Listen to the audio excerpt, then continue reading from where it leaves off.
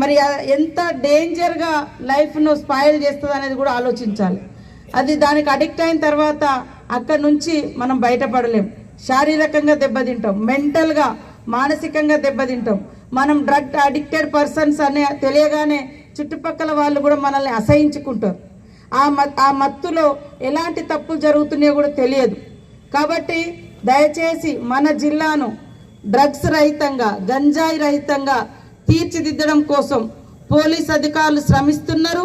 ఆ శ్రమలో నేటి యువత కానీ, ఉద్యోగులు కానీ, ప్రజలు కానీ ప్రతి ఒక్కరం కూడా ఇన్వాల్వ్ అయి రేపటి భవిష్యత్తు బ్రహ్మాండంగా ఉండాలంటే డ్రగ్స్ రహితంగా ఉండాల్సిన అవసరం ఉంది. కాబట్టి దాని గురించి ఎంత చెప్పినా తక్కువనే. ఎందుకంటే చాలా ఇన్సిడెంట్స్ చూసినాం మేము. హైదరాబాద్లో ఒక ఎస్టీ అమ్మాయి మీద, 6 ఏళ్ళ బాలిక మీద ఒక డ్రగ్స్ అడిక్టెడ్ పర్సన్ రేప్ చేసి మర్డర్ చేసి